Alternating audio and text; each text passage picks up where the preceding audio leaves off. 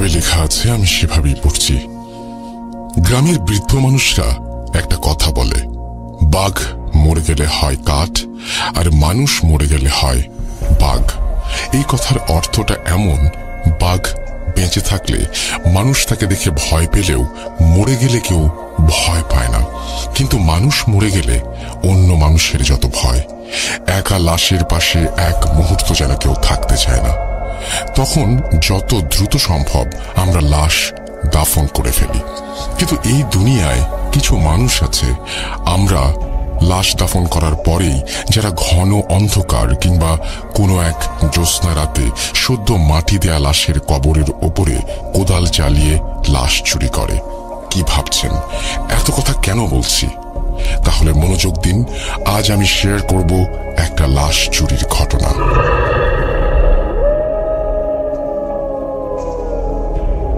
টিভিতে বা পত্রিকায় হয়তো অনেকে দেখেছেন বা পড়েছেন এমন নিউজ, কিন্তু এই ঘটনার তিক্ত অভিজ্ঞতা আমরা কজন জানি?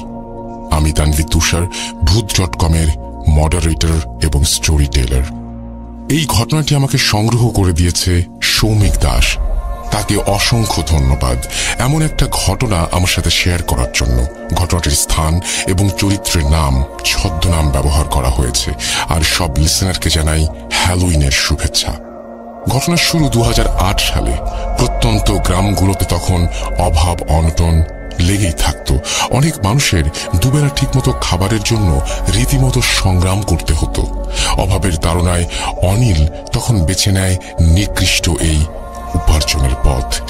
এই চক্র তাকে অফার করে সদ্য কবর দেয়া লাশ চুরি থেকে শুরু করে তুলে নিয়ে নির্দিষ্ট জায়গায় তাদের হস্তান্তর করতে হবে, আর এতে তাকে লাশ প্রতি বেশ ভালো পরিমাণ টাকা দেয়া হবে।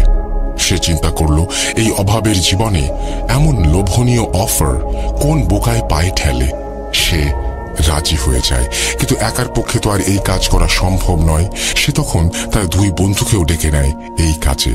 এত ভালো টাকার অফার, তারা দুজনেও রাজি হয়ে যায়। শুরু হয় তাদের কাজ। তাদের গ্রামের মাঝ দিয়ে বয়ে চলেছে একটা নদী, চারপাশে তার বন জঙ্গলে ঘেরা। আর এই নদীর মাঝ দিয়েই ছোট্ট ডিঙ্গি নৌকা চালিয়ে তারা পৌঁছে যায় দূর দূরান্তের কবরস্থানে। গ্রাম থেকে দূরে কেউ মারা গেলেই খোঁজ রাখে তারা, সময় মতো হানা দেয় কবরে। ঘন কালো অন্ধকার রাতে কিংবা হালকা জ্যোৎস্না রাতে কবর থেকে লাশ তোলে তারা, আবার নৌকায় তুলে পৌঁছে দেয় নির্দিষ্ট গন্তব্যে। এক রাতের মাঝেই কাজ শেষ, আর বেশ ভালো পরিমাণ টাকা তাদের পকেটে। এভাবেই চলছে তাদের লাশ চুরির কাজ। ঠিক কতগুলো লাশ তারা চুরি করেছিল তার নির্দিষ্ট কোনো হিসাব তাদের কাছে নেই। অনেক রাতে ঝিরিঝিরি বৃষ্টির মাঝেও তারা লাশ চুরি করেছে কবর খুঁড়ে, কিন্তু তাদের কোনো সমস্যা হয়নি। তার ভাষ্য মতে প্রথম এই কাজে ভয় লাগলেও পরে আর ভয় পাননি তারা। এমনি একদিন তারা খবর পেলেন পাশের গ্রামের একজন লোক মারা গেছে, কিন্তু সমস্যা হলো তাকে যেখানে কবর দেয়া হয়েছে সেটা অনেক পুরনো কবরস্থান আর লোকালয়ের অনেক কাছে। কিন্তু অনেক দিন কোনো লাশ চুরি না করায় তিনজনের হাত তখন ফাঁকা। তারা যে কোনো মূল্যেই হোক লাশটি চুরি করতে চায়। কবর দেওয়ার দুদিন পরেই অমাবস্যা, আর সেই ঘন কালো অন্ধকারে তারা সিদ্ধান্ত নেয় লাশ চুরির। সেদিন গভীর রাতে তারা তিনজন নৌকায় কোদাল, খন্তা, হারিকেন নিয়ে রওনা দেয়। Trick or treat!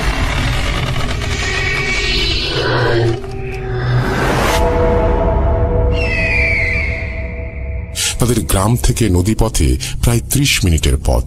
ঘন অন্ধকারে তারা হ্যারিকেন ব্যবহার করছে, কারণ এর আলো কম হলেও তার লোকজনের চোখে সহজেই ফাঁকি দেয়া যায়, যেহেতু কবরস্থানটা লোকালয়ের অনেক কাছে।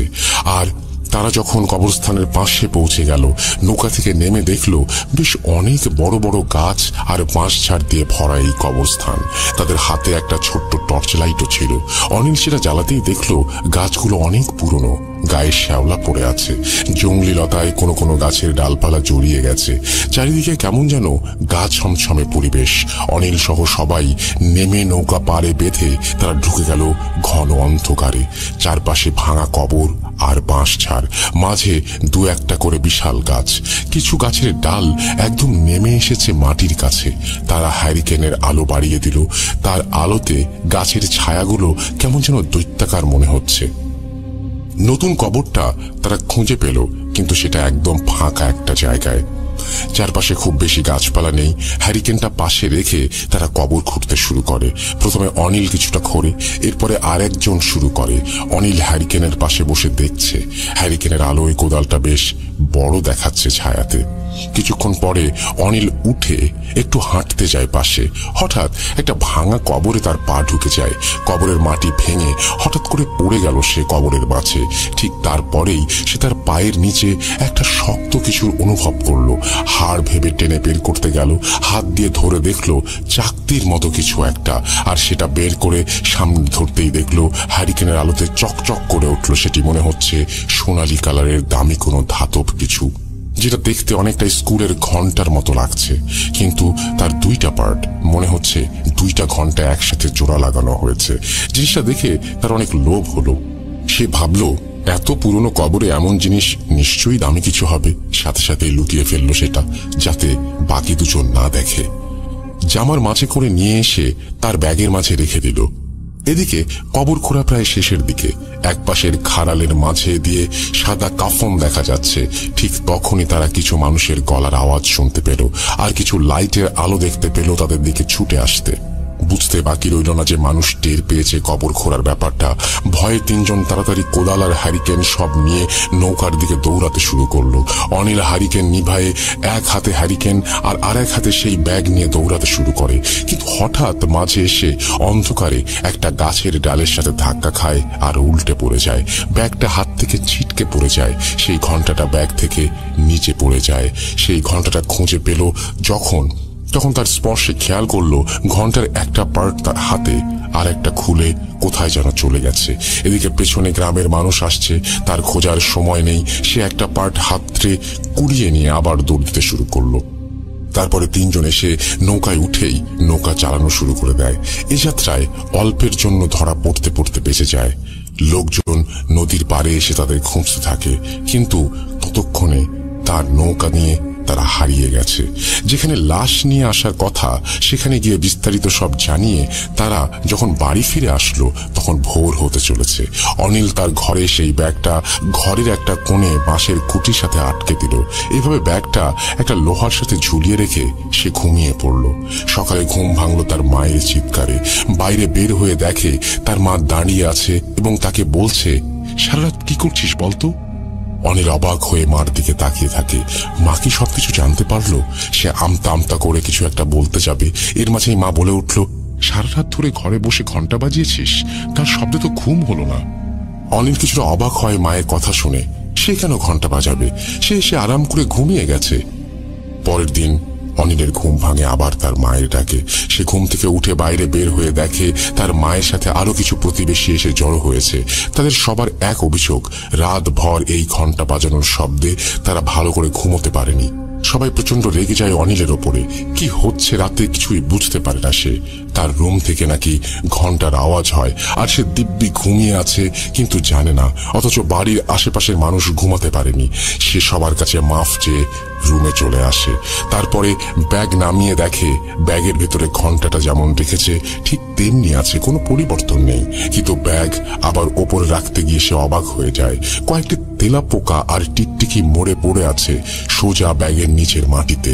দেখে কিছুটা অবাক হয় অনিল। বিষয়টা আমলে না নিয়ে সে তার সব কাজ শেষ করে রাতে আবার ঘুমোতে যায়। তখন দেখে তার পোষা বেড়ালটা তার ঘরে এসেছে।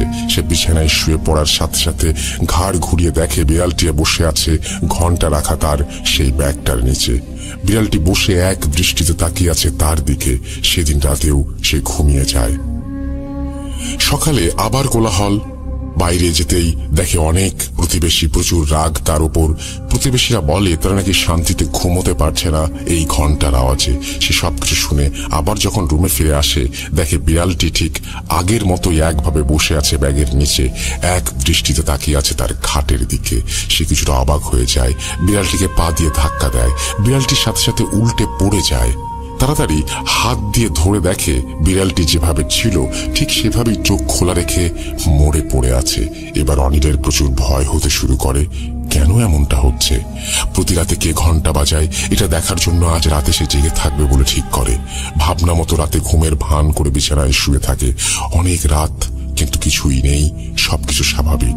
চোখ লেগে আসছে তার, কোনো মতেই যেন ঘুমে আর চোখ খুলে রাখা যাচ্ছে না। কখন যেন ঘুম চোখে লেগে এসেছিল তার। হঠাৎ একটা শব্দে ঘুম যেন নিমেষেই হারিয়ে গেল তার চোখ থেকে। ঘরের টিনের চালের ওপর কি যেন হেঁটে বেড়াচ্ছে এপাশ থেকে ওপাশ। সাহস করে উঠে বসলো সে, কৌতূহল নিয়ে ব্যাগটার কাছে গেল। দেখে ব্যাগ ঠিক আগের জায়গাতেই আছে, কিন্তু ব্যাগের মাঝে সেই ঘণ্টাটি নেই। আবার টিনের চালের ওপরে কিছু দৌড়ানোর শব্দ। অনিল দৌড়ে বের হয়ে আসলো ঘরের বাহিরে। আধো আলোতে তাকাতেই দেখলো একটা কালো অবয়ব দ্রুত গতিতে ঘরের এক প্রান্ত থেকে অন্য প্রান্তে গিয়ে মিলিয়ে গেল। অনিল ভয় তখন জায়গা থেকে নড়ার শক্তি হারিয়ে ফেলেছে। তার মুখ দিয়ে কোনো আওয়াজ বের হচ্ছে না। শরীরের সমস্ত শক্তি দিয়ে চিৎকার করেও সে যেন আজ সেই শব্দ বের করতে পারছে না। মনে হচ্ছে এখনই জ্ঞান হারিয়ে ফেলবে। হঠাৎ ঘন্টার একটা মৃদু শব্দ ভেসে আসলো তার কানে। এক দৌড়ে ঢুকে গেল রুমের মাঝে। তারপরে আর কিছু মনে নেই তার। সকালে ঘুম থেকে উঠেই ব্যাগের কাছে গেল সে। ব্যাগ আর ঘন্টা যেমন ছিল তেমনই আছে, কোনো পরিবর্তন নেই। তার স্পষ্ট মনে আছে এখানে শুধু ব্যাগ ছিল, ব্যাগের মাঝের সেই ঘন্টাটি ছিল না।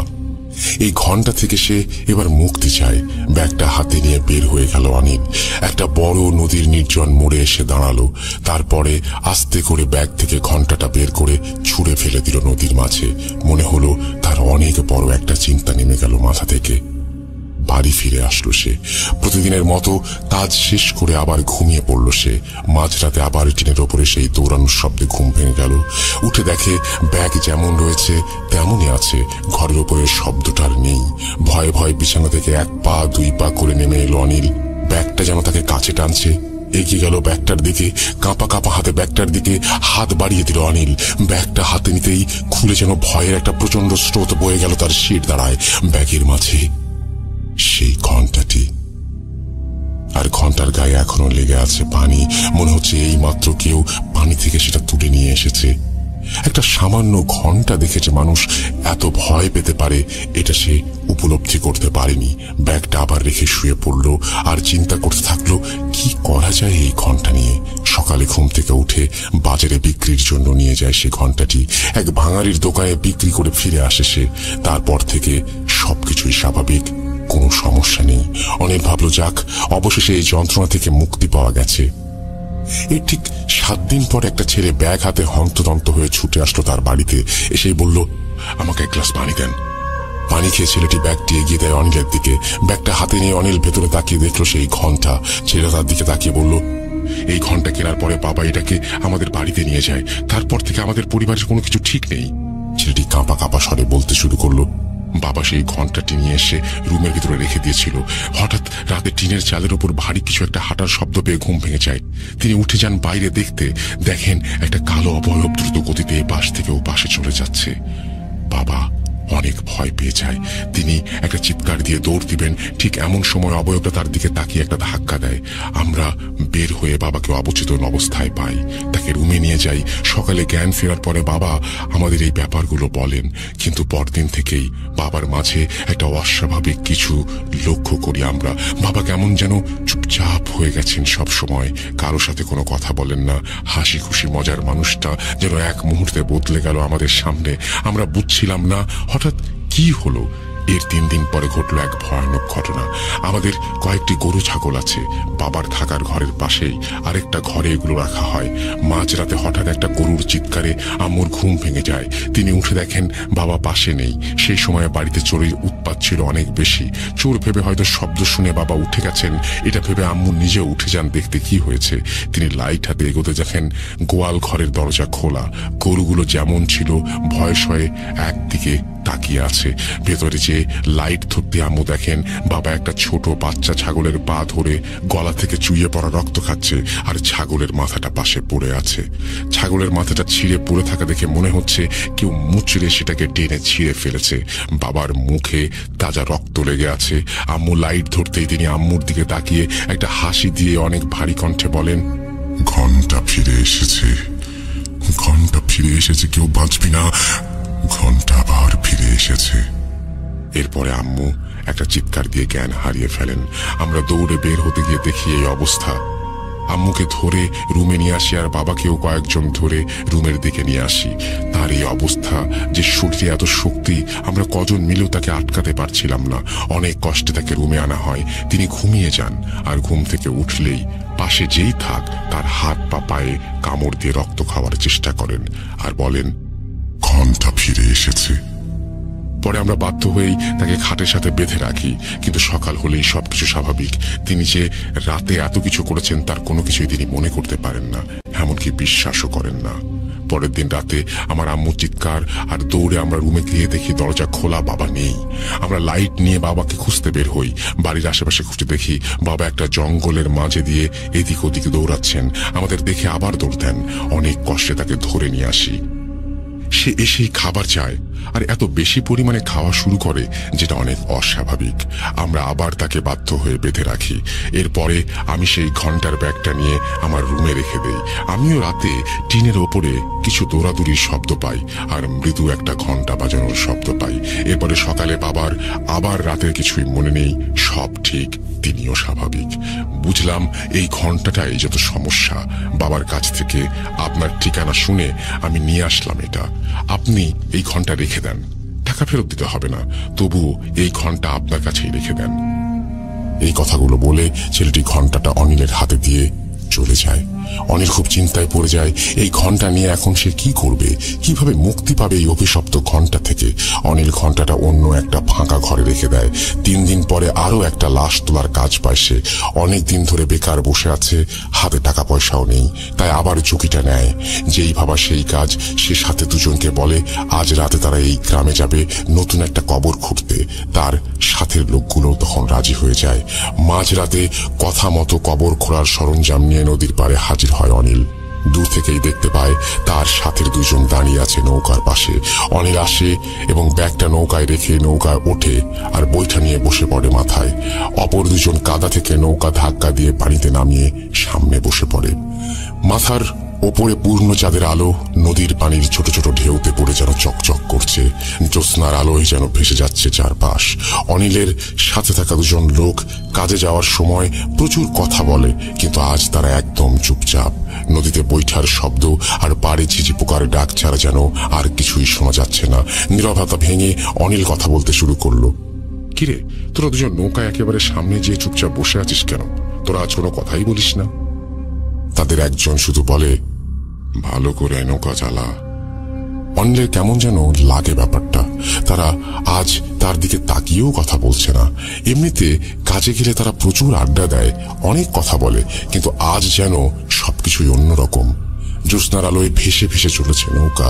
একটু দূরেই একটা জমজমাট ঘন কালো অন্ধকার দেখা যাচ্ছে। জ্যোৎস্নার এই অবারিত আলো যেন উজ্জ্বল করে উঠতে পারেনি সেই জায়গার একটা কোণা। অনিল নৌকার মাথা ঘুরিয়ে সেই জমাট বাঁধা অন্ধকারের দিকে নৌকা নিয়ে গেল। কাছে যেতেই আবছা আলোয় দৃশ্যমান একটা বাঁশঝাড়ের নিচে নৌকা থামিয়ে নেমে পড়লো তারা। নৌকাটাকে একটা বাঁশের সাথে বেঁধে নেমে সেই বাঁশঝাড় পেরোতেই দেখতে পেল ফাঁকা বিশাল একটা মাঠ। দেখে মনে হচ্ছে ফসলি জমি, কিন্তু এই মুহূর্তে কোনো ফসল নেই। দ্রুত গতিতে তারা হেঁটে চলেছে সামনের দিকে। জ্যোৎস্নার আলোয় সামনে একটু একটু করে যেন অন্ধকার মিলিয়ে সব দৃষ্টিগোচর হচ্ছে অনিলের কাছে। ওই যে একটু দূরে দেখা যাচ্ছে আরো বাঁশের সারি, আর সেখানেই রয়েছে একটা কবরস্থান, যাতে সদ্য কবর দেয়া একটা লাশ রয়েছে। কবরস্থানে যাওয়ার পরেই হ্যারিকেন জ্বালিয়ে দিতে যায় অনিল, কিন্তু সাথে থাকা দুজন লোকের একজন তাকে বলে, এবার আর হ্যারিকেন জ্বালানোর দরকার নেই, চাঁদের আলোতেই তো অনেক ভালো দেখা যাচ্ছে। অনিল দেখলো অন্ধকারে একটু তাকিয়ে থাকলেই চোখ সয়ে যাচ্ছে, ফলে মোটামুটি ভালোই দেখা যাচ্ছে। আর বাঁশ ও গাছের ফাঁক দিয়ে আসা চাঁদের আলোর রেখায় তা স্পষ্ট হয়ে উঠছে। অনিল ভাবলো লাশ তোলার সময় হ্যারিকেন জ্বালিয়ে দেবে। কাঁধের কোদাল নিয়ে কবরটার দিকে এগিয়ে যায় অনিল। কবরের এক মাথা থেকে কোদাল চালাতে শুরু করে। কবরের ঝুরঝুরে মাটিতে কোদাল চালিয়ে সরিয়ে দিচ্ছে অনিল। একটু পরেই এক পাশে বাঁশের চাটাই বের হয়ে আসলো। অনিলের গা ঘেমে তখন টপ টপ করে পানি পড়ছে। কোদালটা কবরের পাশে রেখে আরেকজনকে খুঁড়তে বলে ঘাম মুছতে লাগলো অনিল। এরপরে একটু দূরে চলে গেল সে। গাছ আর বাঁশঝাড়ের জন্য গ্রামের দিকের আলো কিছুই দেখা যায় না, তাই অনিল কবরস্থান থেকে বের হয়ে একটু সাইডে আসলো দেখতে দূরে গ্রামের দিকে কোনো আলো দেখা যায় কিনা। গ্রামের দিকে ঘন অন্ধকার, কিছুই দেখা যাচ্ছে না। একটা মাটির মেঠো পথ চলে গেছে ফসলের জমির মাঝ দিয়ে। রাস্তার দুপাশে গাছের সারি, চাঁদের আলোয় যেন ভয়ঙ্কর দেখা যাচ্ছে চারপাশ। ঘামা শরীরে ঠান্ডা একটা শিরশিরে বাতাস এসে লাগতে থাকলো অনিলের গায়ে। আরামে কিছু সময় বসে রইল সেখানে একটা গাছের নিচে। বেশ কিছু সময় পরে উঠে কবরের দিকে চলে গেল অনিল। জঙ্গলের মাঝে ঢুকে আবছা আলোয় অনিল দেখল কবর খোঁড়া শেষ। কাফন করা লাশটাও দেখা যাচ্ছে ওপরে। চাঁদের আলোয় লাশের গায়ের নতুন কাফনের কাপড়টা যেন চকচক করে উঠছে। লাশের কাফনের ওপরে যেন তার সাথে আসা দুজন উপুর হয়ে কাফনের মাঝে কিছু একটা খুঁজছে বলে মনে হলো।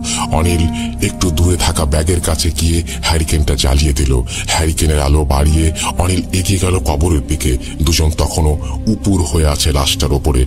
অনিল এগিয়ে যেতে একজন পেছনে তাকালো। হ্যারিকেনের লাফাতে থাকা আলোর ছটায় অনিল দেখল তার দিকে লোকটার মুখে লাশের চামড়া।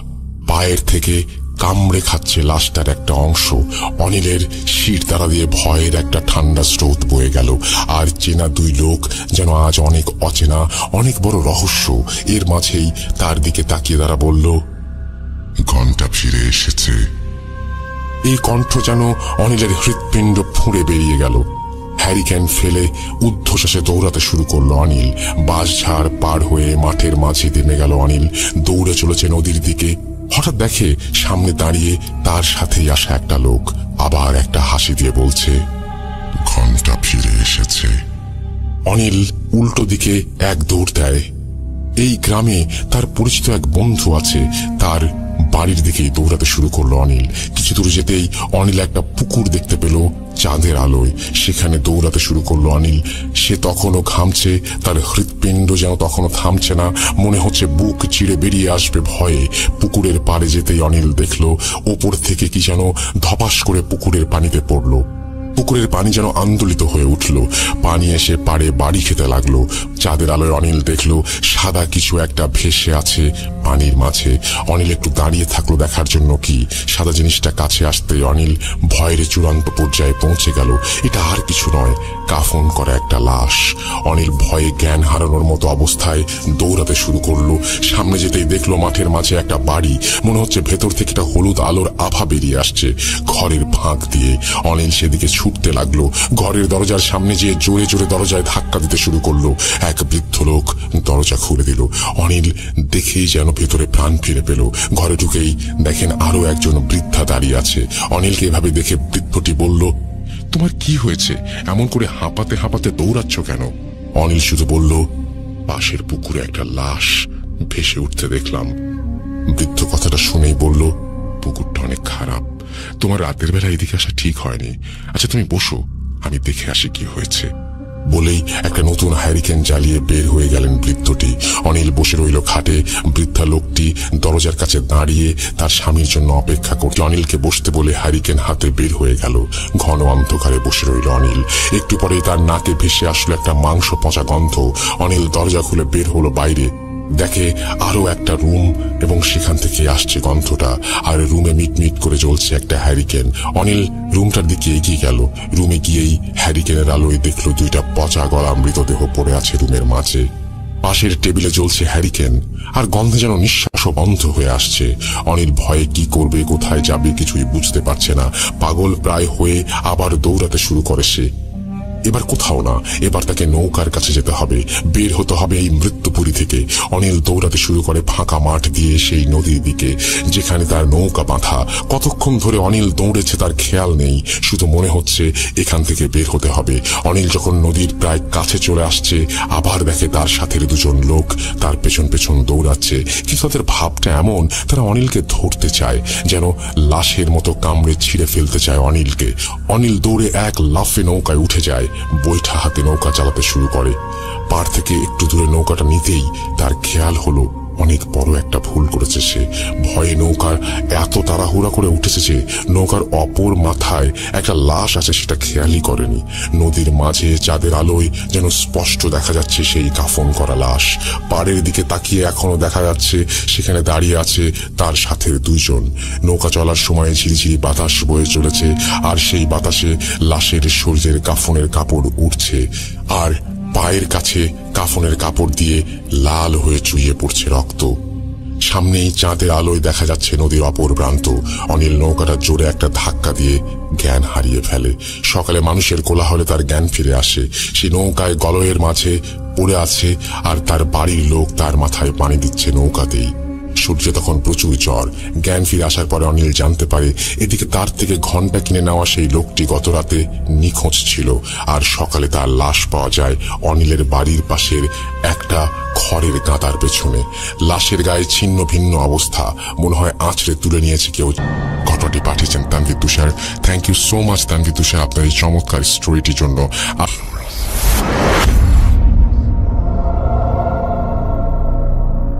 কেমন হয় যদি আজকে ফিরে আসে সেই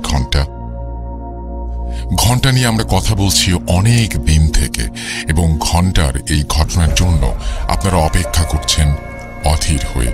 আর সেই তানভীর তুষারের ঘন্টার ঘটনাই আজকে শোনাবো আপনাদের।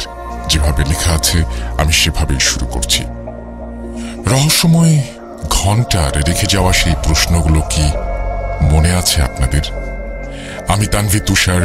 এই ঘটনাটি আমাকে সংগ্রহ করে পাঠিয়েছেন সৌমিক দাস। অনিল লাশ চুরি করতে গিয়ে খোঁজ পায় একটি অদ্ভুত ঘন্টার, আর তা তার জীবনকে করে তোলে দুর্বিষহ। এরপরে অনিলকে যখন নৌকার মাঝে পাওয়া যায়, তারপরে তাকে বাড়িতে আনা হয়। বাড়িতে আনার পরে তার সাথে কাজ করা সেই দুজন তাকে দেখতে যায়, আর অনিল জানতে পারে তারা সেদিন তার সাথে লাশ তুলতে যায়নি।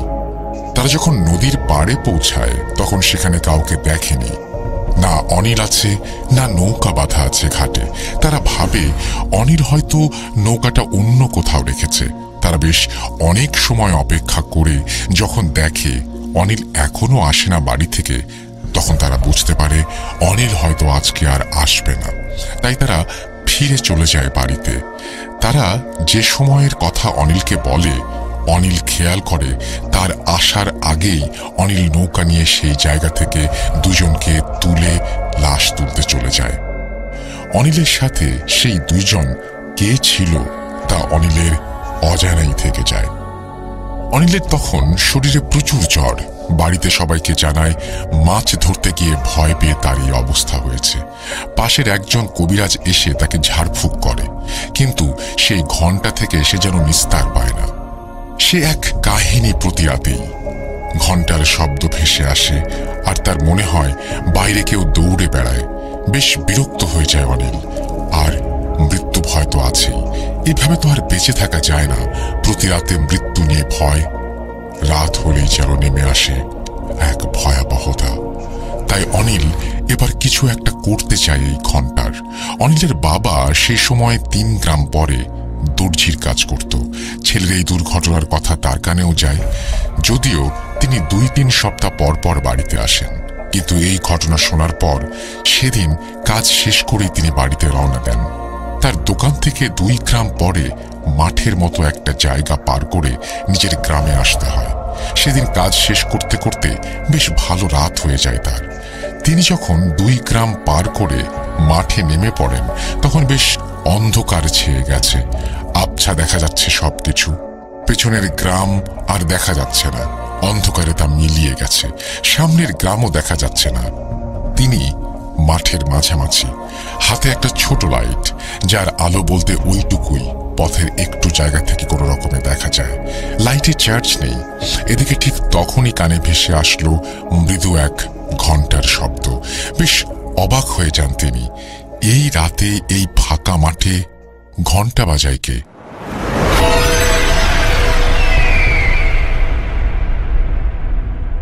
অল্প আলোয় লাইটটা চারপাশে ঘুরিয়ে দেখলেন তিনি।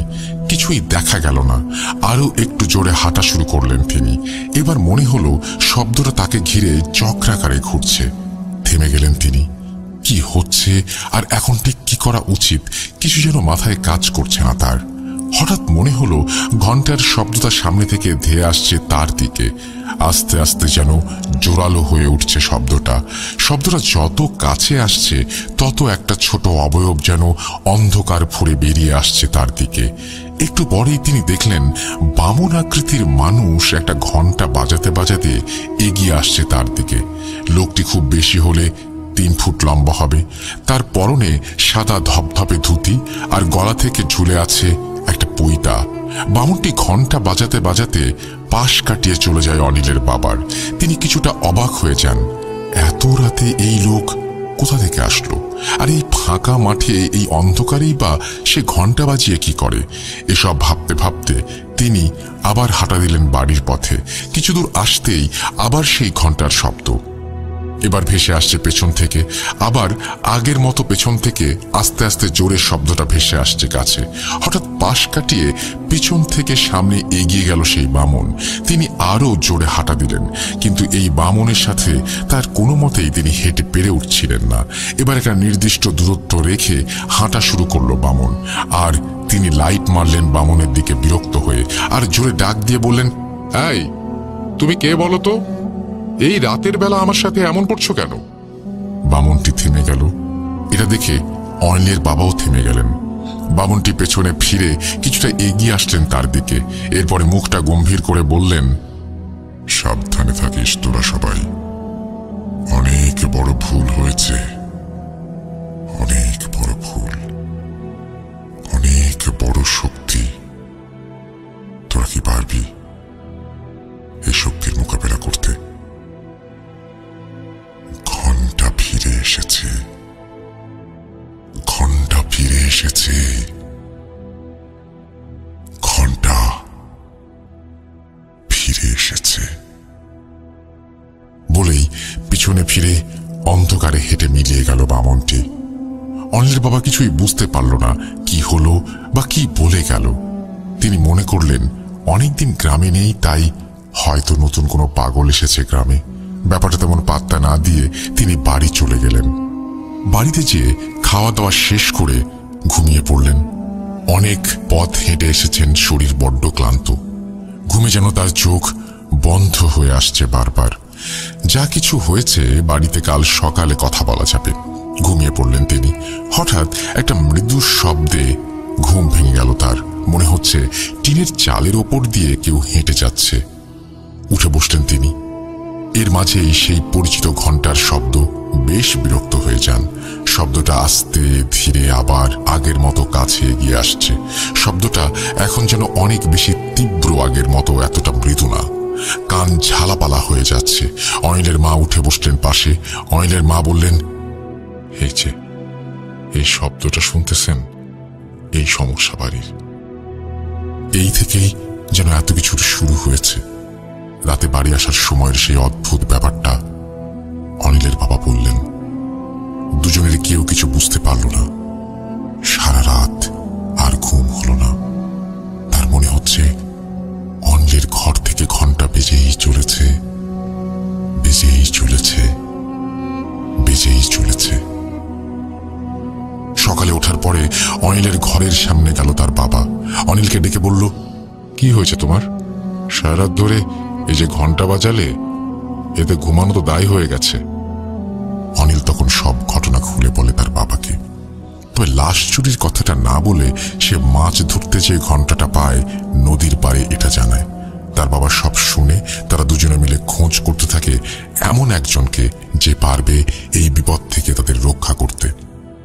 বেশ কদিন খোঁজা হলো এমন লোক, আর তার মাঝেও তাদের বাড়িতে এই অত্যাচার চলমান। এর মাঝে হঠাৎ 5 দিন পরে এমন এক লোকের খোঁজ পায় তারা যে এই সব কাজ করে থাকে। দুজনে মিলে ঠিক করলো আজই বিকেলে এই ঘন্টা সাথে করে নিয়ে যাবে সেই লোকের কাছে। যে করেই হোক এর থেকে মুক্তি পেতে হবে। বিকেলে দুজন রেডি হয়ে চলে গেল সেই লোকের কাছে। অনিলের কাছে হাতে সেই ঘন্টার ব্যাগ। লোকটার কাছে যাওয়ার পরে ঘন্টার ব্যাগটা দিয়ে এর সমস্যার কথা খুলে বলল অনিল। লোকটি তাদের আশ্বস্ত করলো এই সমস্যা ঠিক করে দেবেন তিনি। তারপরে তিনি ঘন্টাটা নিজের কাছে রেখে দিলেন আর বললেন, আমি খবর দিলে আসবেন। বাড়ি এসে অনিলের বাবা আবার কাজে চলে যায়। বেশ শান্তিতে আছে তারা, আর কোনো সমস্যা নেই। হাঁপ ছেড়ে বেঁচেছে অনিল।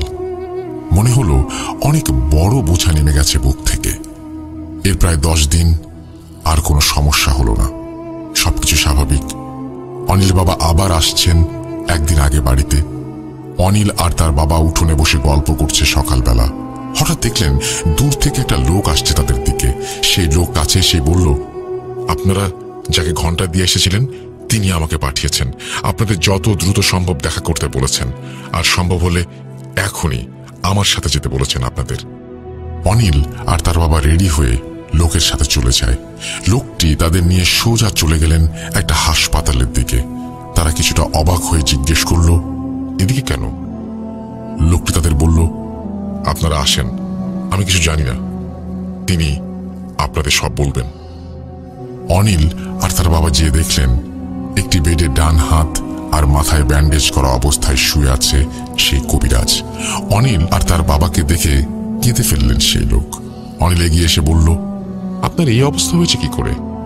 লোকটির চোখ ছলছল করে উঠল। কান্না জড়ানো কণ্ঠে অনিলের দিকে তাকিয়ে বলল, আমার অনেক বড় সর্বনাশ হয়ে গেছে। আমার ছেলেটা নেই, ও কেড়ে নিয়েছে আমার ছেলেকে। বলেই কেঁদে উঠল লোকটি।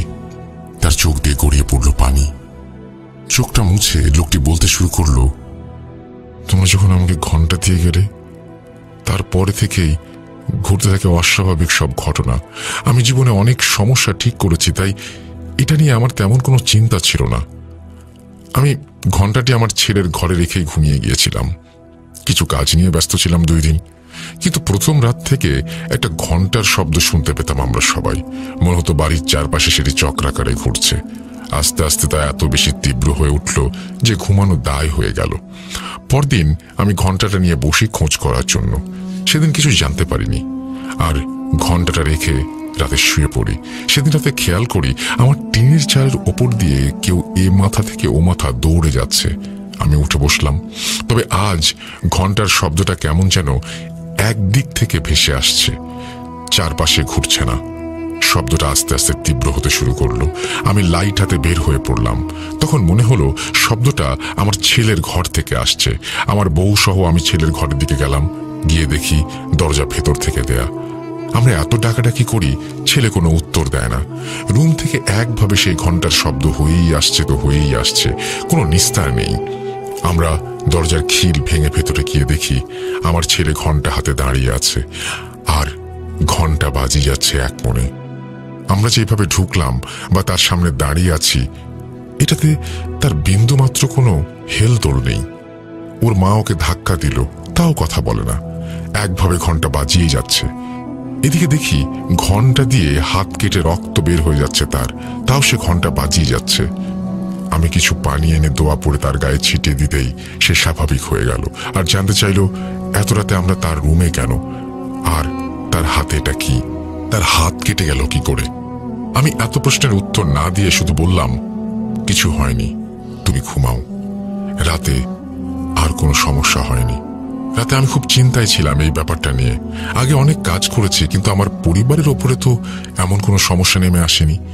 সকালে ঘুম থেকে উঠেই আমি ছেলেকে ওর নানির বাড়িতে পাঠিয়ে দিলাম। একদিন পরে রাতে আমি আবার ঘন্টা নিয়ে বসলাম। আমার পরিচিত এক জিনের মাধ্যমে খোঁজ নিয়ে জানলাম যা অনেক অস্পষ্ট। শুধু সে এটুকু জানালো এটা অনেক শক্তিশালী একটি জিনের শক্তির উৎস, আর সেই জিনের রয়েছে অসংখ্য শক্তিশালী জিন বাহিনী। তারা তাকে ওস্তাদ বলে মানে, আর এর বিরুদ্ধে আমি কোনো কিছু করতে পারবো না। এই ঘন্টার ফিরে আসা উচিত হয়নি। ঘন্টা ফিরে এসেছে আবার। এসব শুনে আমিও কিছুই বুঝতে পারলাম না যে সে কি বলছে। অনেক চিন্তায় পড়ে গেলাম ব্যাপারগুলো নিয়ে। এরপরে আমি ভাবছি কি করা যায় এখন। এর মাঝেই মাঝরাতে বাইরে থেকে কেউ একজন আমার নাম ধরে ডেকে উঠল। আমি বাইরে যেতেই সে বলল, তোর ছেলে অনেক অসুস্থ, তাড়াতাড়ি যা ওর কাছে, না হলে ওকে বাঁচাতে পারবি না। ঘন্টা ওকে নিয়ে যাবে, শেষ করে ফেলবে ওকে। বলেই লোকটি যেন অন্ধকারে মিলিয়ে গেল। আমি কি করব বুঝতে না পেরে বাড়ি থেকে বের হয়ে পড়লাম আমার শ্বশুর বাড়ির উদ্দেশ্যে। আমার বাড়ি থেকে আমার শ্বশুর বাড়ি প্রায় 10 কিলোমিটারের পথ। এর মাঝে আবার নদীও পার হতে হবে। এই মাঝরাতে আমি কোনো যানবাহন বা নৌকা পাবো কিনা জানি না, কিন্তু আমি তবুও সময় নষ্ট না করে বেরিয়ে গেলাম। রাস্তা দিয়ে হেঁটে আমি ফসলি জমি আর মাঠের মাঝে দিয়ে হাঁটা শুরু করলাম। আমি হাঁটছি আর শিরশির করে বাতাস এসে লাগছে আমার মুখে। চারপাশে ঘন কালো অন্ধকারে ঘেরা, এর মাঝেই যেন সেই ঘন্টার শব্দটা আমি মৃদু শুনতে পাচ্ছিলাম আমার চারপাশে। এটা একটা বৃত্তাকারে আমার চারপাশে ঘুরছিল। আমি চারপাশে লাইট মারলাম, কিন্তু কিছুই দেখতে পাচ্ছিলাম না। এমন ভাবেই আমি নদীর চারপাশে পৌঁছে গেলাম। চারপাশে শুনশান নীরবতা, নদীর পানির শব্দ ছাড়া আর কিছু নেই। নদীর ঘাটে নামলাম, দেখি দুইটা নৌকা বাঁধা আছে। পাশেই একটা খড় দিয়ে বানানো ডেরা ঘর। সেদিকে তাকিয়ে আমি জোরে ডাক দিলাম, কোনো মাঝি ভাই আছে নদীর পাড়ে? কিন্তু কোনো উত্তর নেই। আমি আবার জোরে ডাক দিলাম, কোনো মাঝি ভাই আছে? থাকলে আমাকে নদীটা পার করে দিন। কিন্তু কোনো উত্তর নেই। আমি আবার জোরে ডাক দিলাম, এবারও কোনো উত্তর নেই। ভাবলাম কেউ হয়তো নেই, তাই আমি একটা নৌকার বাঁধন খুলে উঠে পড়লাম। সকালে এসে তাদের বুঝিয়ে দিয়ে বলবো এই আশায়। আমি তেমন ভালো নৌকা চালাতে পারছিলাম না, কিন্তু আমাকে যেতেই হবে। একজন বাবার কাছে তার সন্তানের চেয়ে বড় আর কিছু নেই। আমি যখন মাঝ নদীতে, তখন হঠাৎ দেখি নৌকার সামনের মাথায় কিছু একটা বসে আছে। আমি লাইটটা জেলে নৌকার পাটাতনের ওপরে রেখে দিয়েছিলাম, আর সেই আলোতেই দেখি সেখানে বামন আকৃতির সাদা ধুতি পরা একটা লোক বসে আছে। তার হাতে একটা ঘণ্টা, গলা থেকে ঝুলে আছে একটা পইতা। আমি তখন নৌকা নিয়ে মাঝ নদীতে। সে আমার দিকে তাকিয়ে বলল, এতক্ষণে আপনার ছেলে হয়তো আর এই দুনিয়াতে নেই। ঘণ্টা হয়তো তাকে মেরে ফেলেছে। আমি চিৎকার করে রাগান্বিত কণ্ঠে বললাম, কে তুমি? উত্তর দিল, আমি সাদা ঘণ্টা। আমি তোমাকে সাবধান করতে এসেছি। এই ঘণ্টা শুধু মৃত্যুই নিয়ে যায়। এটা বলেই লোকটা যেন আমার সামনে থেকে হারিয়ে গেল অন্ধকারে। আমি ততক্ষণে ওপারে পৌঁছে গেছি। নৌকাটা গাছের সাথে বেঁধে তাড়াতাড়ি হাঁটা দেয় সেই বাড়ির দিকে। আমি যখন পৌঁছালাম, দেখি বাড়িতে অনেক কোলাহল, অনেক লোকজন এসে গেছে। আমি দৌড়ে গেলাম বাড়ির ভেতরে। দেখি মেঝেতে পড়ে আছে আমার ছেলে, গায়ে অসংখ্য আঁচড়ের দাগ, শরীর থেকে তখন রক্ত পড়ছে। আমি ওকে সাবধানে রাখার জন্য এই বাড়িতে পাঠিয়ে দেই, আর এখানে ওর অবস্থা করেছে যা দেখে প্রচুর রাগ হয় আমার। আমার ছেলেটা কি দোষ করেছে? তার কেনই অবস্থা হবে? আমি পরদিন ছেলের লাশ নিয়ে বাড়ি ফিরে যাই, আর আমার ছেলের এই অবস্থা করার জন্য প্রতিশোধ নিতে চাই। তাই গতদিন রাতে আমি একা একা রুমে বসে আমার সর্বোচ্চ শক্তি দিয়ে চেষ্টা করতে থাকি, যে করেই হোক আমি একে শেষ করে ছাড়ব। যখন আমি আমার কাজ শুরু করি, তখন বাইরে প্রচুর পরিমাণে ঘন্টার শব্দ আসতে থাকে। আমি বেশ বিরক্ত হয়ে যাই। এর মাঝেই শুরু হলো ঝোড়ো বাতাস। মনে হলো সবকিছু তোলপাড় করে নিয়ে যাবে। হঠাৎ দরজা খুলে যায়, প্রচুর বাতাস ঢুকতে থাকে রুমে। আমার সবকিছু এলোমেলো করে দিচ্ছিল চারপাশে। হঠাৎ কিছু একটা বাতাসের বেগ রুমে ঢুকে আসলো। আমি কিছু বুঝে ওঠার আগেই মনে হলো আমাকে উপরে তুলে মাটিতে ছুঁড়ে ফেললো। এরপরে আর কিছু মনে নেই। জ্ঞান ফিরে দেখি আমি হাসপাতালের বেডে। আমার ছোট্ট গোছানো পরিবারটা কেমন তছনছ হয়ে গেল। আমি এটা কিছুতেই মেনে নিতে পারবো না। আমি অভিশপ্ত ঘন্টা থেকে দূরে থাকতে চাই। তোমরা এটা নিয়ে যাও। আমি একটা লোকের সন্ধান দিচ্ছি, তোমরা তার কাছে যাও। তিনি হয়তো কিছু করতে পারবে। তার বউ ঘন্টার ব্যাগটা এগিয়ে দিল অনিলের দিকে। অনিল আর তার বাবা হাসপাতাল থেকে বের হচ্ছে আর চিন্তা করছে এখন তারা কি করবে। এই ঘন্টা থেকে কি কোনোই নিস্তার নেই? ঘন্টার ব্যাগটা হাতে নিয়ে বাড়ি ফিরে আসলো অনিল আর তার বাবা। দুজনের মুখে চিন্তার ছাপ। এই ঘন্টা থেকে কি আসলেই তাদের নিস্তার নেই? দুদিন পরে হুজুরের দেওয়ার ঠিকানায় তারা যায়, তাদের গ্রাম থেকে বেশ খানিক দূরে। এবার অনিল তার বাবা আর অনিলের এক চাচাতো ভাইকে সাথে নেয় সে। যেহেতু বেশ ভালোই দূরের পথ আর নৌকা যোগে যেতে হয় সেখানে, তাই তিনজন চলে যায় তারা। ঠিকানায় গিয়ে দেখে তিনি বেশ বড় মাপের কবিরাজ। অনেক লোক বসে আছে, তাদেরও সিরিয়াল দিতে হলো। তারা পৌঁছালো দুপুরে, কিন্তু সবকিছু শেষ করে যখন তাদের ডাক পড়ল তখন পড়ন্ত বিকেল। চারপাশে রোদের রেখা ক্ষীণ হয়ে আসছে। তারা যখন কবিরাজের কাছে সেই ঘন্টা দেয়, কবিরাজ তা দেখে নিয়ে আগে সব শুনে নেয়। তারপরে বলে, আপনারা ঘন্টাটা রেখে যান, 7 দিন পরে আবার আসবেন।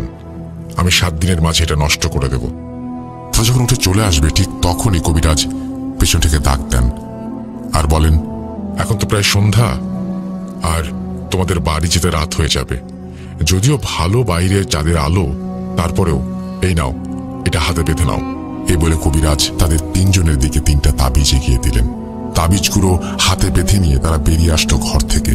চারপাশ কেমন অস্পষ্ট হয়ে আছে, ঝাপসা একটা অন্ধকারে। তারা হাঁটা দিল নদীর দিকে। নদীর কাছে যখন তারা আসলো, অনেকটাই অন্ধকার কেটে চাঁদ উঁকি দিচ্ছে মাথার ওপর, আর চাঁদের আলোয় নদীর পাড়ে তা যেন চিকচিক করে উঠছে। তারা উঠে বসলো নৌকায়। এদিকে অনিল বসে আছে মাঝের দিকে, অনিলের বাবা বসে আছে সামনে, অনিলের চাচাতো ভাই তখন নৌকা চালাচ্ছে। বেশ কিছু দূর এসেছে তারা। এর মাঝে অনিলের বাবা নৌকা চালাচ্ছে তখন। মাথার উপরে পূর্ণ চাঁদ, নৌকার সাথে পানি ধাক্কা খাওয়ার শব্দ আর ঝিরিঝিরি বাতাস, বেশ ভালোই লাগছে অনিলের। এর মাঝে এতদিন পরে আবার সেই ঘন্টা থেকে মুক্তি। ওখানে যাওয়ার পরে শুনেছে এই কবিরাজ নাকি এমন কোনো কাজে ব্যর্থ হননি, তাই এবার আশাটা অনেক বেড়ে গেছে তার। এবার হয়তো মুক্তি পাওয়া যাবে। এসব চিন্তা করতে করতে চোখ লেগে এসেছিল অনিলের। হঠাৎ একটা মহিলার চিৎকারে ঘুম উবে যায়। তারা 3 জনই দেখে নদীর ওপার থেকে একটা মহিলা জোরে জোরে তাদের ডাকছে। এত রাতে একটা মহিলা এভাবে নদীর পাড়ে দাঁড়িয়ে বেশ অবাক হয়ে যায় তারা। অনিলের বাবা মহিলাকে উদ্দেশ্য করে বলে, কি হয়েছে, আপনি ডাকছেন কেন? মহিলা বলে, আমাকে কি আপনাদের সাথে নিতে পারবেন? আমাকে সামনের ঘাটে নামিয়ে দেবেন। আমার ছেলেটা খুব অসুস্থ, এখানে এসেছি কাজে, আর এত রাতে যাওয়ার কোনো নৌকা পাচ্ছি না। এই উপকারটুকু যদি করতেন। অনিলরা দেখলো একটা মহিলা এত রাতে এখানে, তারাও ওইদিকে যাচ্ছে, তাহলে সাথে করে নিয়ে নিক, যে নামিয়ে দেবে। অনিলের বাবা নৌকাটা পাড়ের দিকে নিলেন। তারপরে মহিলা নৌকায় উঠে বসলো। মহিলার হাতে একটা কাপড়ের পোটলা। নৌকায় ওঠার পর অনিলের বাবার সাথে 2-1 কথা হয় মহিলার। নৌকা চলতে শুরু করে। সবাই চুপ, চারপাশে শব্দ ছাড়া আর কিছুই নেই। অন্যরকম নীরবতা চারপাশে। মহিলাটি নৌকার একপাশে ডান হাতের কয়েকটি আঙুল দিয়েছে পানিতে। হঠাৎ অনিলের চাচাতো ভাইয়ের চিৎকার, চাচা, সামনেটা কি ভেসে আসছে? অনিলের বাবা তাকিয়ে দেখেন সামনে সাদা কাপড়ের মতো কিছু একটা ভেসে আসছে তাদের দিকে। অনিলের বাবা নৌকাটা কোনোভাবেই যেন এদিকে সরিয়ে নিতে পারছেন না। ভয়ে তার মুখ ফ্যাকাশে হয়ে গেছে। অনিল তখন বাবার সাথে ধরে বৈঠা দিয়ে সর্বোচ্চ চেষ্টা করে নৌকাটি অন্যদিকে নিতে, কিন্তু শেষ পর্যন্ত তার নৌকাটা আর সরাতে পারল না। ততক্ষণে সামনে আসা সেই সাদা বস্তুটা আরো কাছে চলে এসেছে ভাসতে ভাসতে। কাছে আসতেই স্পষ্ট হয়ে গেল এটা আর কিছু নয়, এটা একটা কাফনে মোড়া লাশ। আর সেটা অনিলের ভয় আরো বাড়িয়ে দেয় কয়েক গুণ, কারণ এই লাশ তার চেনা। পুকুরের মাঝে ঠিক এই লাশটাই ভাসতে দেখেছিল সে, আর এই লাশটাই তো নৌকায় করে নিয়ে চলেছে অনিল। তাহলে কি আবার সেই ঘন্টার কোনো প্রভাবে আটকে গেল তারা? এটা ভাবতেই লাশটা জোরে এসে ধাক্কা দিল নৌকায়। নৌকা ভালো করে ধরে কোনো মতে তারা তাল সামলে নিল। লাশটি ধাক্কা দিয়ে নৌকার এক পাশ দিয়ে ভেসে চলে গেল পেছনের দিকে। কিন্তু এবার তারা 3 জন খেয়াল করলো নৌকায় সেই মহিলাটি কোথায়। শুধু কাপড়ের পোটলা পড়ে আছে নৌকার মাঝের পাটাতনে, কিন্তু সেই মহিলাটি তো নেই। অনিলের বাবা বলল, দেখো তো সে পানিতে পড়ে গেল কিনা। এসব করতে করতেই হঠাৎ কাপড়ের সেই পোটলাটি নড়ে উঠল। একটা খসখসে আওয়াজে সবাই তাকালো পোটলার দিকে। হঠাৎ তাদের চোখের সামনেই পোটলা খুলে বেরিয়ে আসলো একটা 4 বছরের শিশু। তার চেহারা এত বিভৎস, দেখার মতো না। শরীরের বিভিন্ন অংশে কাটাছেঁড়া দাগ, রক্ত পড়ছে সেখান থেকে। সেই রক্তে ভিজে যাচ্ছে নৌকার পাটাতন। ছোট ছেলেটি নৌকার ওপরে লাফাতে শুরু করে। ছেলেটি শরীর থেকে রক্ত ছিটে এসে লাগলো তাদের শরীরে। এমন অবস্থা যে নৌকার উপরে আর থাকা যাচ্ছে না। অনিলের বাবা তাড়াতাড়ি নৌকাটা পাড়ের দিকে নিলেন। এরপরে সবাই নৌকা থেকে লাফ দিয়ে মাটিতে নেমে পড়ল। মাটিতে নামার সাথে সাথে অনিল বুঝতে পারল কি ভুল করেছে তারা। অনিল তো এখানেই এসেছিল লাশ চুরি করতে, সামনেই তো সেই মাঠ। কিন্তু ততক্ষণে আর কিছু করার নেই। অনিলের বাবা আর ভাই দৌড়ে কোথায় যেন হারিয়ে গেছে। অনিল জোরে জোরে তার বাবাকে ডাকতে লাগলো আর দৌড়াতে শুরু করে দিল।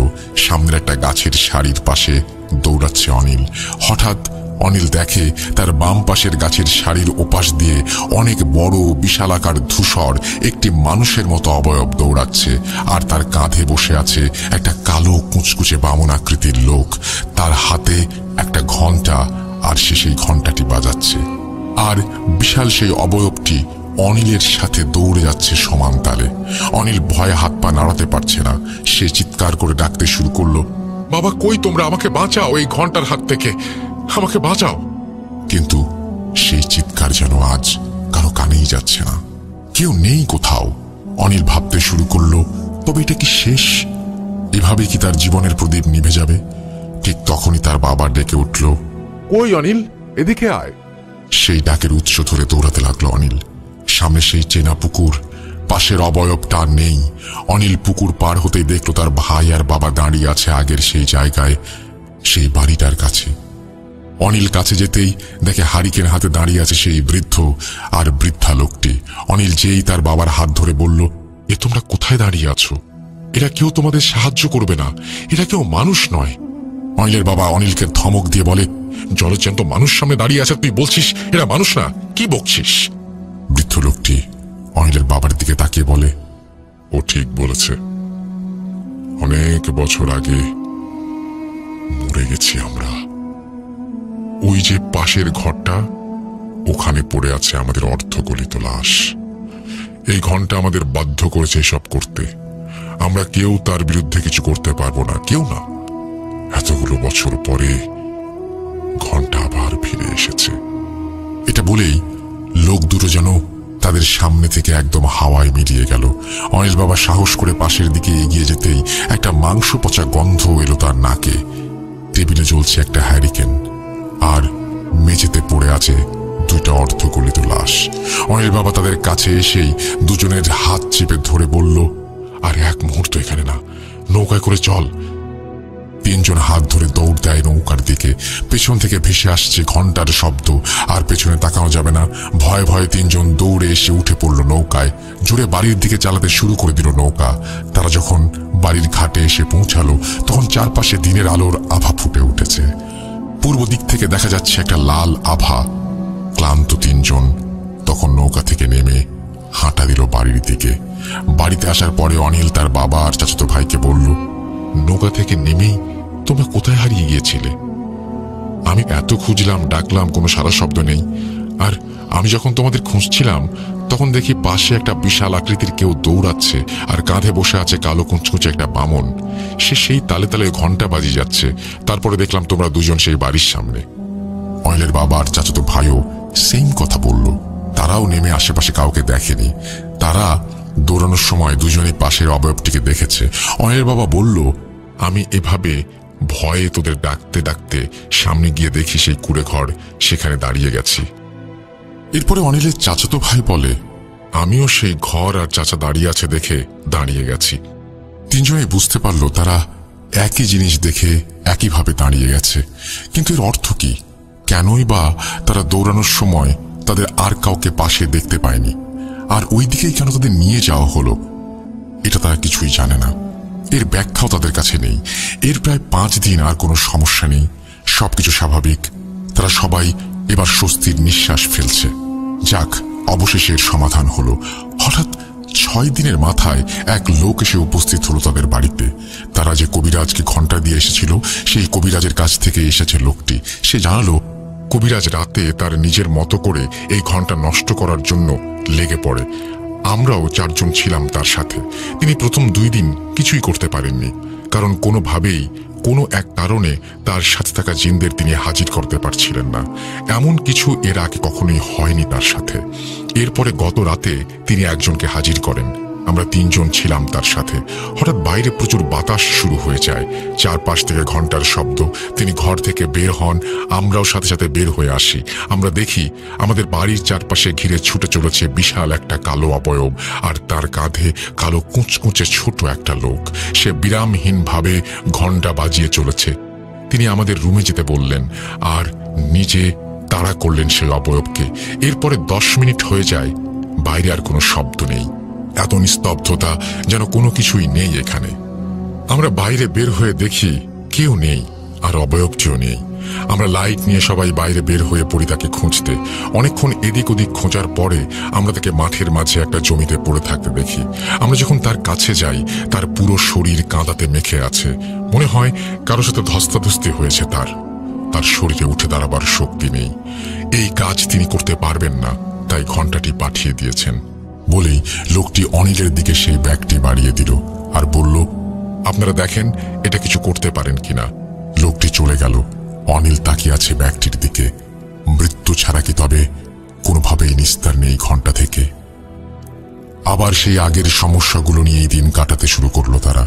তবে এবার নতুন করে সেই ঘটনাগুলোর সাথে যুক্ত হয়েছে সেই অবয়ব আর কালো বামনটা। বাড়ির চারপাশে তাদের ঘুরে ঘুরে ঘণ্টা বাজানোর শব্দ পাওয়া যায়। এর কয়েকদিন পরে অনিলের এক আত্মীয় আসে তাদের বাড়িতে। সে সবটা শুনে অনিল আর তার বাবাকে জানায় সে একটা লোককে চেনে। তাদের বাড়ির পাশে একটা শ্মশানে থাকে এক কাপালিক। আর এই কাপালিক প্রায় অনেক দিন ধরে আছে, কারোর সাথে কথা বলে না, যোগাযোগ করে না। সে হয়তো পারবে এই সমস্যার সমাধান করতে। পরদিন তারা সেই ঘণ্টা নিয়ে চলে যায় সেই কাপালিকের কাছে। কাপালিক ঘণ্টাটি দেখেই আঁতকে উঠে ভয়ে বলতে থাকে, এটা এখনই নিয়ে যান এখান থেকে। এটা নিয়ে আমার কাছে এসো না, আমি এটার কিছু করতে পারবো না। এটার কিছু করতে যাওয়া মানেই হলো নিজের মৃত্যু ডেকে আনা। তাড়াতাড়ি যাও, যাও এখান থেকে, বিদায় হও তোমরা। অনিল আর তার বাবা প্রায় কাঁদো কাঁদো গলায় কাপালিকের কাছে বসে পড়ে। বলে, একটা সমাধান দেন, আমরা তো আর পারছি না এই ঘণ্টা নিয়ে, আমাদের জীবন শেষ হতে চলেছে। কাপালিক সব শুনে বলল, আমি এটার কিছুই করতে পারবো না। তবে আমি ভারতে ছিলাম, ওখানে 7 জন ভাই আছে, আমি তাদের কাছে থেকেছি, তারা এটার কিছু করতে পারবে হয়তো। আমি ঠিকানা দিচ্ছি তোমাদের, তাদের সাথে কথা বলো, এর সমাধান দেবে। আর এই ঘণ্টা নিয়ে তোমরা কখনো আমার কাছে এসো না। তারা কাপালিকের কাছ থেকে সেই ঠিকানা নিয়ে বাসায় চলে আসে। কাপালিক যে ঠিকানা দিয়েছে সেটা ভারতের পাঞ্জাব প্রদেশের একটি গ্রামের ঠিকানা। অনিলদের ভারতে আত্মীয় থাকার সুবাদে তারা সেখানে যোগাযোগ করে আর সেই 7 ভাইকে সবকিছু খুলে বলে। তারা জানায় তারা আসবে এই সমস্যার সমাধান করতে। এর কিছুদিন পরে তারা অনিলের বাড়িতে আসে।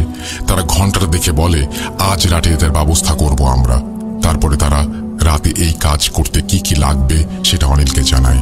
অনিল সেই অনুযায়ী সবকিছুর ব্যবস্থা করে দেয়। আর তারা জানায় বাড়ির কেউ যেন রাতে কাজের সময় বাইরে বের না হয়, এমনকি বাইরে যাতে না তাকায়। যত কিছুই হয়ে যাক, যেন তারা ঘরের বাইরে না আসে। রাত 10টার দিকে তারা 7 জন মিলে বাড়ির উঠোনে তাদের মতো করে কাজে বসে যায়। বাড়ির সবাই ঘরের দরজা জানালা আটকে ঘরে ঢুকে পড়ে। প্রায় 30 মিনিট পরে অনিলরা শুনতে পায় বাইরে প্রচুর পরিমাণে বাতাস হচ্ছে, মনে হচ্ছে ঝড় শুরু হয়ে গেছে।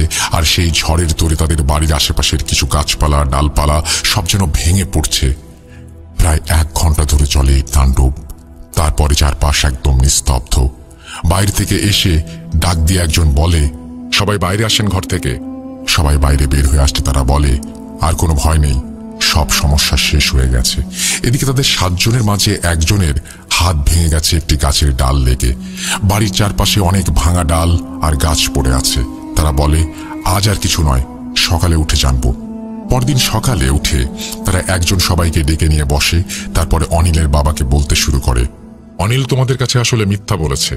ও মাছ ধরতে যেয়ে এমন কিছু হয়নি, ও আসলে লাশ চুরি করত। আর সেখান থেকে এই ঘটনার শুরু। বাড়ির সবাই অনিলের দিকে তাকায়। অনিল মাথা নিচু করে হ্যাঁ বলে। লোকটি আবার বলতে শুরু করে, এই যে ঘণ্টাটি দেখছেন, বলে ঘণ্টাটি উপরে তুলে ধরে। আর সবাই অবাক, কারণ ঘণ্টা এখানে 2টা আর তার জোড়া লাগানো, আগে ছিল একটা। এই ঘণ্টাটা এক জিনের সর্দার তার 2 প্রিয় জিনকে দেয়, আর যে 2 জনকে দেয় তারা ছিল 2 ভাই। অনিলের বাবার দিকে তাকিয়ে বলে, যে সাদা ধুতি পরা লোকটিকে আপনি দেখেছেন, সে হলো তাদের 2 জনের মাঝে একজন, আর সে ছিল ভালো। আর অপর যে কালো জনকে আপনারা দেখেছেন, সে হচ্ছে খারাপ জিন। আর এই ঘণ্টা ব্যবহার করে সে অনেক শক্তিশালী জিনকে তার কাছে রাখত, আর তাদের সাহায্যে এই ঘণ্টা দিয়ে আরো বেপরোয়া শক্তিশালী হয়ে ওঠে। অনেক বছর আগে কোনো এক এলাকায় এই ঘণ্টা দিয়ে সেই খারাপ জিন মানুষের উপরে অত্যাচার শুরু করে আর মানুষ মারতে শুরু করে। তখন সেই এলাকার অনেক ভালো বড় আর কিছু আলেম মিলে সেই জিনটিকে নিয়ে এই ঘণ্টা দুটি এক জায়গায় জোড়া লাগায়। তার ফলে এই ভালো শক্তির জিনগুলো খারাপ শক্তির জিনগুলোকে বন্দী করে ফেলে এই ঘণ্টার মাধ্যমে। আর এই ঘণ্টাটিকে পাহারা দিত সেই ভালো বামন চিনটি। আর সেই আলেমরা মিলে এই ঘণ্টাকে একটা পুরনো কবরের মাঝে পুঁতে রাখে, যাতে এটা অন্য কোনো মানুষের হাতে না যায়।